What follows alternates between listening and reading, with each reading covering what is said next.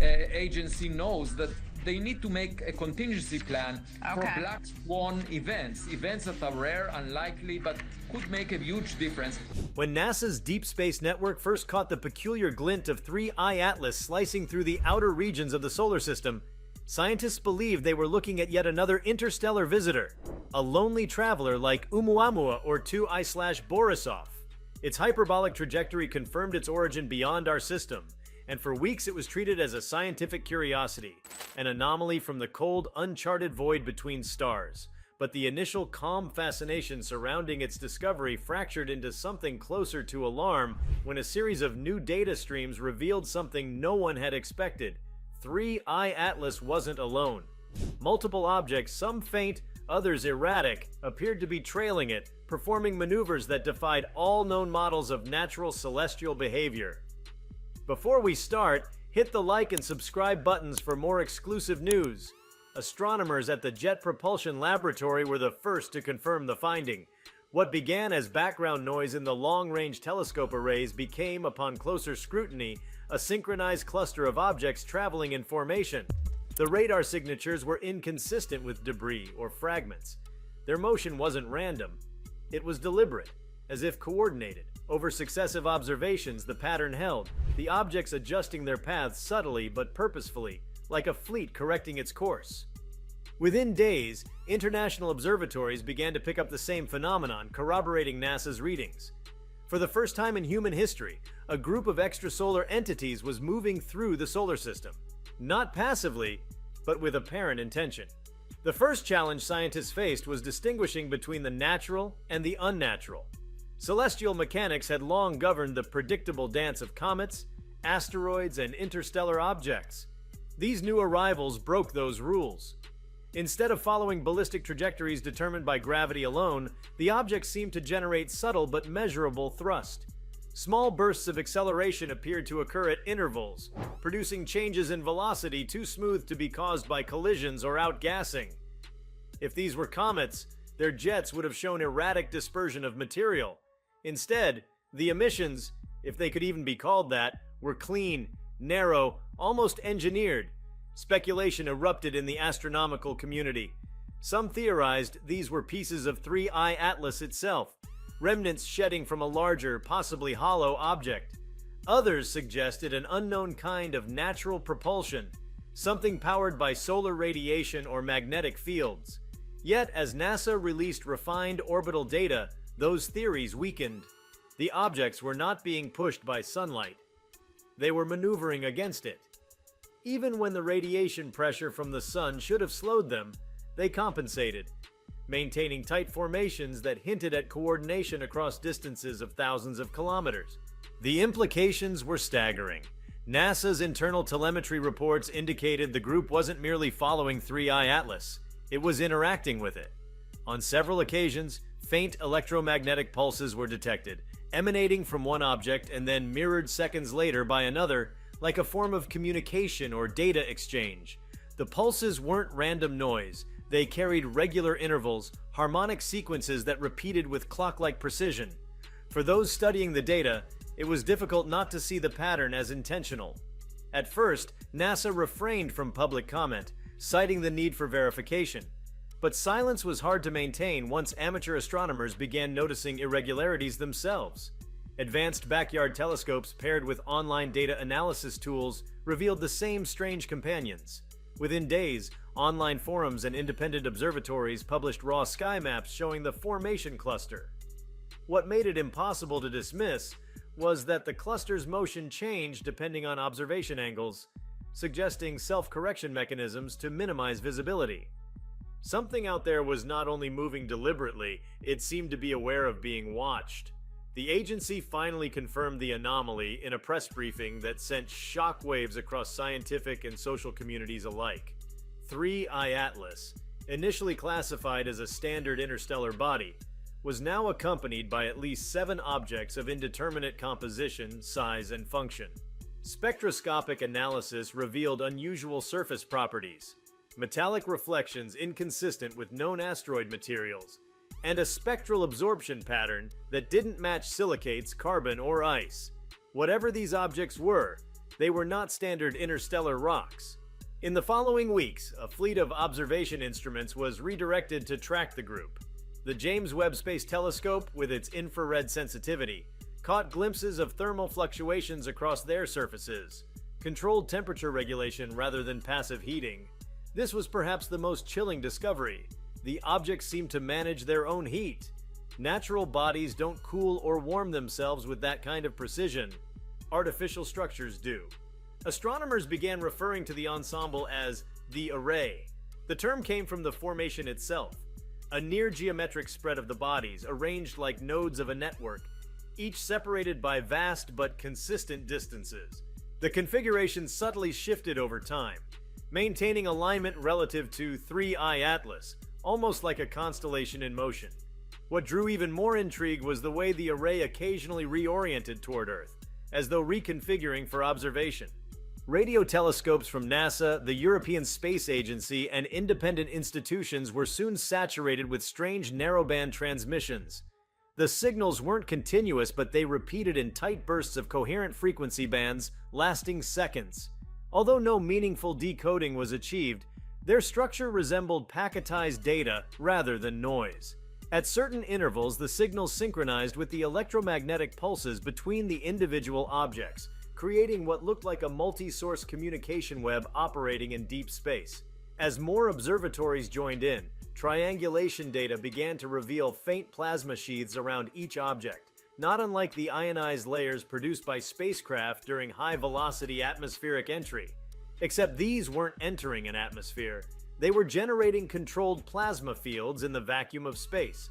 The purpose of these fields became a topic of feverish speculation. Some believed it was a propulsion mechanism, others suggested it was a shielding system. The idea that the array might be protecting itself, even in interplanetary space, hinted at a level of design intelligence beyond anything humanity had yet conceived. In scientific circles, a cautious awe began to replace skepticism. The mathematics of their motion displayed an eerie efficiency, minimizing energy expenditure while achieving course adjustments with micro-thrust precision. Simulations showed that such movement could only be achieved through continuous onboard computation and external coordination, something akin to swarm intelligence.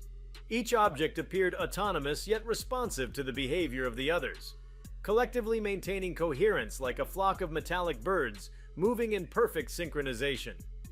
The implications stretched far beyond astronomy. Planetary defense analysts began to treat the situation as more than a curiosity. The question was no longer whether these objects were natural, it was whether they were benign. Their trajectory suggested they would pass relatively close to the inner solar system, perhaps even within range of Earth's observational satellites. If their velocity continued to adjust, they might enter orbital resonance with Mars or Jupiter. The prospect of a coordinated unknown formation maneuvering inside the solar system triggered protocols designed for entirely different threats: asteroid impacts, not potential intelligent visitors. NASA's communication arrays began to actively ping the formation with encoded transmissions, binary primes, mathematical constants, and bursts of structured signals long theorized to indicate intelligent intent. None were returned. Yet within hours of the first transmissions, several objects in the array altered their rotation rates, aligning their axes toward the direction of the signal source. It wasn't proof of communication, but it was enough to redefine humanity's understanding of what it might mean to be observed in return. Inside the Deep Space Communications Complex in Canberra, technicians reported something else: feedback patterns in the radio bands that matched the modulation of Earth's outgoing signals, but shifted in phase, as if mirrored back after a brief delay.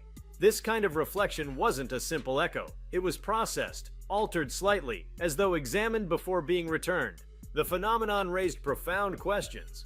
Were the objects studying the transmissions or simply acknowledging them? The data from NASA's network soon showed another surprise. One of the smaller objects in the array performed what could only be described as a controlled descent toward 3I Atlas itself. Over several days it spiraled inward, reducing its relative velocity until it achieved synchronized orbit around the larger body. High-resolution imagery revealed energy fluctuations at the interface point, possibly a docking maneuver. Then after several hours, it detached and resumed formation. Whatever exchange had occurred was invisible, but clearly deliberate. Scientists tried to build natural explanations around the data, but the pieces didn't fit. The chances of multiple interstellar bodies exhibiting synchronized acceleration, deliberate orientation, and coordinated behavior across millions of kilometers were statistically impossible without some form of control system. The energy requirements alone exceeded anything conceivable from passive physics.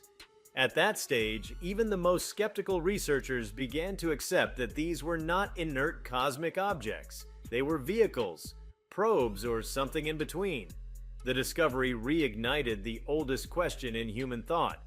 Were we finally witnessing evidence of intelligent life beyond Earth? The concept that other civilizations might send autonomous probes through interstellar space had been theorized for decades. Some models even suggested they could operate in clusters, using swarm mechanics to share data and repair one another. But those were theoretical constructs, abstract ideas in scientific journals. Now, humanity was watching such a system in action. Philosophers, physicists, and engineers began debating what kind of intelligence would build such an ensemble. The distances between stars are so vast that even the fastest conceivable travel would take millennia. If the array truly originated from another system, then its creators might have launched it eons ago. It could be ancient beyond comprehension. Machines older than human civilization itself, continuing to perform tasks long after their makers had vanished. This possibility lent the event an almost mythic dimension, relics of a cosmic civilization passing through our neighborhood, their purpose unknown. There was also the possibility that the array wasn't exploring randomly. Its trajectory intersected the solar system at a shallow angle, crossing the plane of planetary orbits with remarkable precision. Analysis showed its path brought it close to regions rich in radio emissions, Earth among them. Was it coincidence, or had it been drawn toward the electromagnetic hum of civilization? The pattern of movement suggested targeting rather than drift. The possibility that these objects had come intentionally, drawn by our own signals leaking into space for a century, was both exhilarating and terrifying. Public fascination grew as NASA's updates became more frequent. News outlets followed every development with obsessive attention, dissecting orbital charts, signal spectrograms, and infrared scans. The sense of collective anticipation felt electric, as though the world stood on the edge of a historic revelation. For the first time, the unknown wasn't abstract. It was moving through our cosmic backyard, close enough to measure, to see, to possibly reach. Yet despite the excitement, the scientific tone remained measured. The focus was on data, verification, and restraint. Each new observation had to be corroborated independently. Teams at the European Southern Observatory and the Atacama Array began comparing their findings, discovering that the objects emitted faint but regular pulses of microwave radiation. The timing of these pulses formed an elegant sequence, mathematical patterns that hinted at encoded structure. If intentional, they represented the first evidence of organized information transmitted across interstellar space. In the laboratories where these signals were analyzed, an odd sense of reverence settled among the scientists. It wasn't fear exactly, it was the feeling of standing before something vast, intricate, and incomprehensibly old. Every data stream suggested design, but not a design meant for us. The objects maneuvered with indifference, guided by an internal logic beyond human understanding. Their paths were efficient, almost graceful, conserving momentum as though time and energy were sacred resources. More peculiar was the way their behavior seemed reactive. Whenever solar storms flared, the array adjusted its configuration, spacing itself in a pattern that reduced electromagnetic exposure. When NASA's radar pings increased in intensity, the formation shifted subtly, turning its reflective surfaces away, minimizing detection. The objects seemed to sense their environment, adapting dynamically, just as living organisms might. Yet no biological signature could be detected. No organic molecules, no chemical traces. These were machines, or entities that blurred the line between technology and life. As they drew nearer to the sun, their speed began to fluctuate, contradicting predictions of gravitational acceleration. At times they slowed, almost hovering as if scanning. The leading object, still identified as 3I Atlas, displayed new anomalies, short-lived bursts of ultraviolet emission from beneath its surface, like internal systems activating. Observatories caught glimpses of structured patterns across its dark face, geometries too regular to be natural. Something beneath its crust was awakening or communicating. The more data scientists collected, the deeper the mystery became. The array seemed to operate on principles that defied conventional propulsion and material science. Magnetic resonance mapping showed that each object carried an electromagnetic field inconsistent with its motion, fields that changed as they interacted with one another, merging, separating, forming complex interference patterns. To physicists, this looked like a distributed power grid in space where energy flowed dynamically between nodes. It was as if the array was one unified organism composed of many parts but guided by a single invisible mind.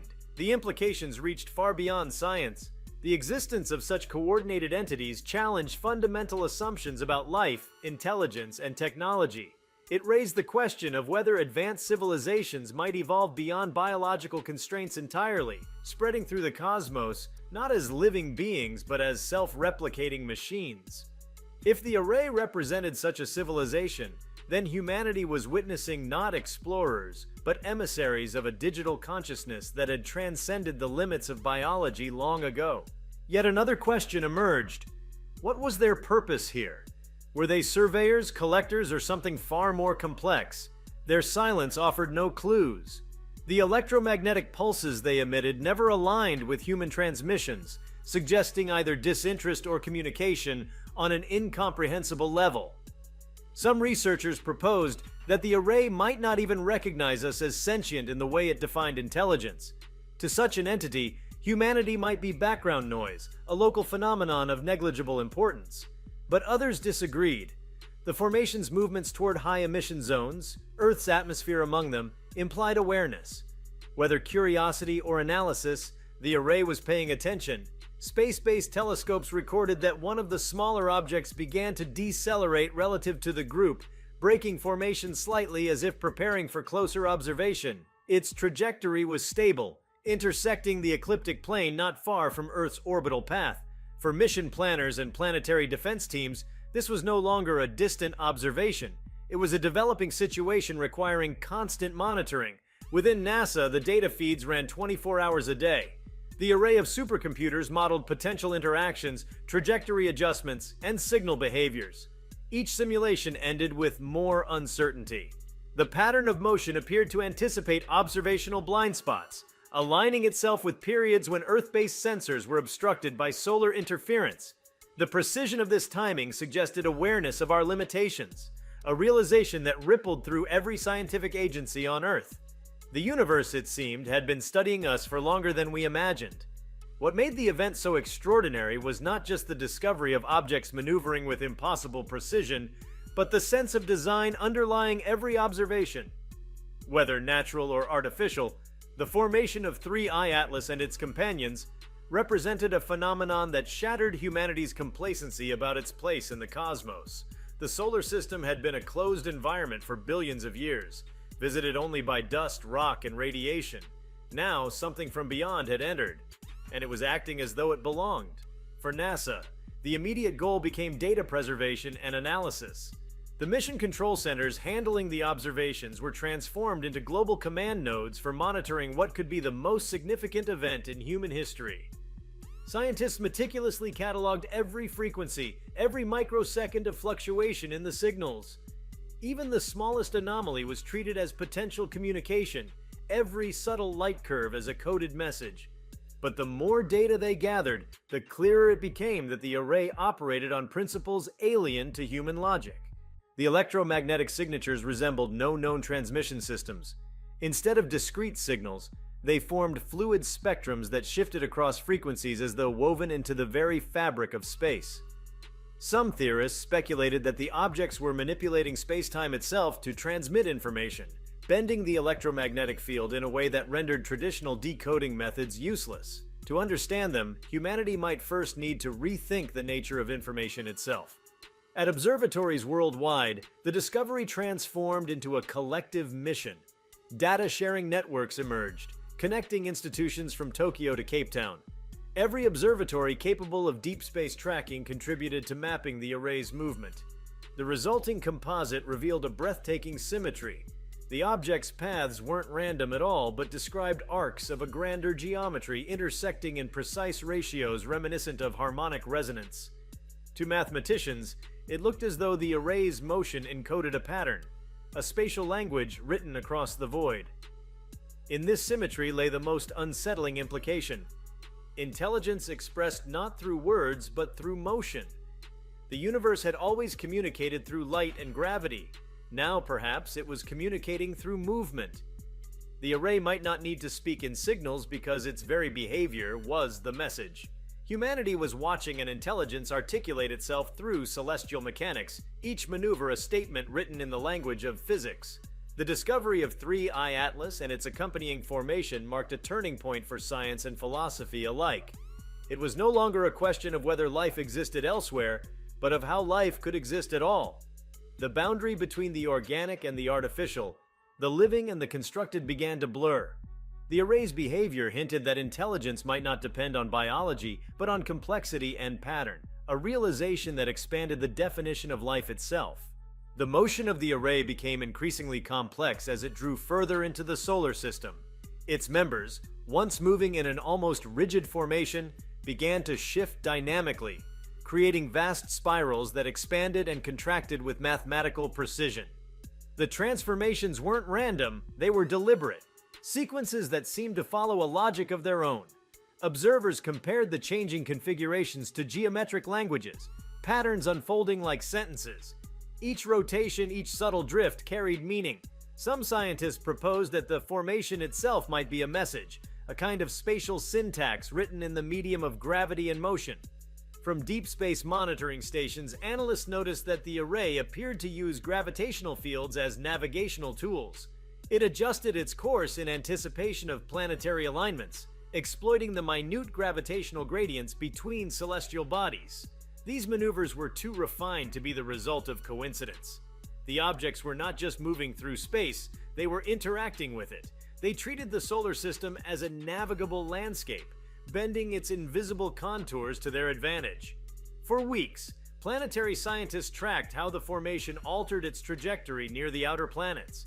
When the array passed within the gravitational influence of Jupiter, it executed a sequence of corrections that stunned researchers. Instead of a simple slingshot trajectory, a common maneuver for human spacecraft, the array performed an intricate pattern of oscillations. It appeared to use Jupiter's magnetic field not merely as a force to redirect motion, but as an informational medium, modulating its orientation in response to variations in the magnetosphere. Each oscillation corresponded with shifts in the planet's radio emissions, as though the array were reading or mapping the planet's energy envelope in real time. At that moment, the sheer intelligence of the design became undeniable. The array wasn't merely reacting to its environment, it was studying it, probing its boundaries, adjusting its presence according to what it discovered. Its path through the solar system began to resemble a process of learning, a vast, deliberate survey executed with the precision of an entity that understood physics at a level far beyond human comprehension. Meanwhile, the analysis of reflected light from the object's surfaces revealed new layers of intrigue. High-resolution spectroscopy detected fluctuations in their albedo that couldn't be explained by simple rotation or surface irregularities. The light was being modulated in ways that implied control, minute adjustments across specific wavelengths, producing interference patterns too orderly to be natural. Some believed the objects were communicating through reflected sunlight itself, using the spectrum as a carrier wave. The message, if it existed, was embedded not in radio frequencies, but in the very photons bouncing from their metallic shells. The patterns grew more elaborate as the objects moved closer to the sun. Their reflective properties changed rhythmically, forming sequences that repeated every few hours. NASA's optics division began compiling data that hinted at recursive mathematical structures, fractals nested within fractals, encoded into the intensity of reflected light. To human eyes, the effect was invisible. Only instruments could see the oscillations. But within those oscillations, scientists discerned a faint rhythm that resembled a temporal cadence, almost like breathing. The idea that the array might be alive, not biologically but functionally, began to surface in academic discussions. Within mission control rooms, the mood alternated between awe and unease. The array's increasing proximity to the sun brought new revelations. As the formation crossed the orbit of Mars, solar observatories detected faint distortions in the solar wind. The objects seemed to bend plasma streams around themselves, as though manipulating magnetic flux to create protective corridors. This phenomenon shouldn't have been possible with any known material composition.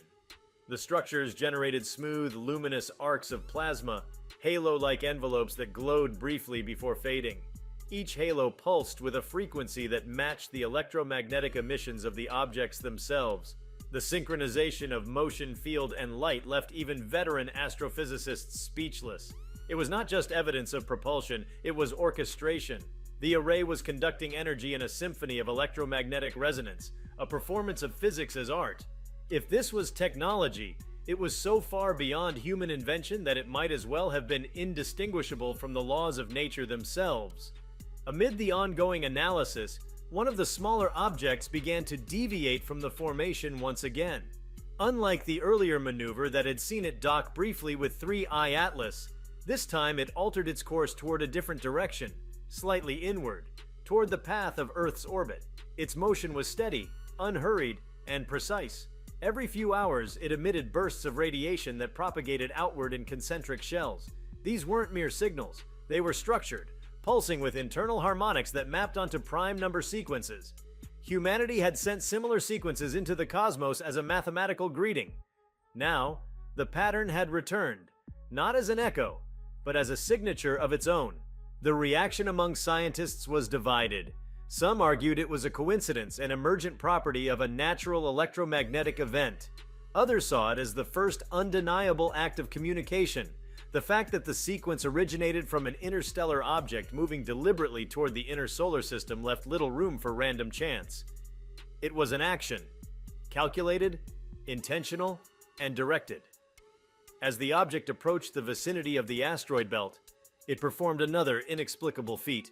Radar mapping showed the object slowing to a near hover relative to the surrounding debris field. For several hours it remained stationary, its orientation fixed toward a specific region of the belt. Then, one by one, nearby asteroids began to shift minutely in their orbits. The changes were too small to be seen with the naked eye, but the data didn't lie. Something was exerting controlled forces on the rocks, guiding them into new alignments. By analyzing the pattern of motion, scientists discovered that the rearranged asteroids formed a rough but recognizable geometry, a triangular configuration inscribed across tens of thousands of kilometers. It was as if the object were leaving a mark, a signature within the solar system's architecture itself. The triangle pointed inward, toward the sun, its apex aligned almost exactly with the orbital plane of Earth. Whether this was coincidence or deliberate orientation was impossible to say, but the precision was unnerving. During these days, NASA's communication centers flooded the void with structured transmissions. Mathematical constants, prime progressions, even simple pictographic data were sent in bursts of narrowband energy. There was no response in the conventional sense, but the object's behavior shifted once again. Their formation elongated, aligning along a vector that intersected Earth's orbit several months ahead. The collective movement was too organized to be chance. The realization spread slowly and heavily. The array was coming closer, as Earth's rotation carried it beneath the path of the oncoming formation. The global network of radio telescopes went into coordinated observation mode. Around the world, data analysts watched their screens as subtle ripples appeared in the ionosphere. Faint electromagnetic disturbances synchronized with the passing of the objects. For a few brief hours, instruments recorded disturbances across communication bands, static bursts that followed no human pattern but carried a strange harmonic consistency. The array had interacted, however briefly, with the planet's electromagnetic field. Astronomers tracking the main body, 3I Atlas, reported something extraordinary. The object began to shed a faint veil of particulate material, not unlike a comet's tail, yet unlike any seen before. Instead of dispersing randomly, the particles formed luminous filaments that arranged themselves into symmetrical grids. Each filament shimmered, pulsing with inner light, creating a web of faint luminescence around the main body. It was as though the object had activated a field of microscopic entities, each moving in perfect concert with the others. Some theorized this could be a communication array. Others proposed it was a defensive mechanism, Either way, it signaled a transition in behavior. The array was entering a new phase of activity. As the formation neared Earth's orbital path, scientific facilities raced to capture every possible reading. Spectrographic analysis indicated the presence of exotic materials, substances with optical and electromagnetic properties beyond known periodic elements. These materials interacted with light and magnetism in ways that defied established physics. They refracted energy through multidimensional harmonics, as if bending not just light, but space itself. The implications were staggering.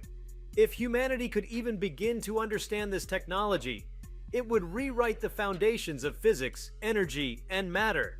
If you liked this video, please give it a like and subscribe to our channel.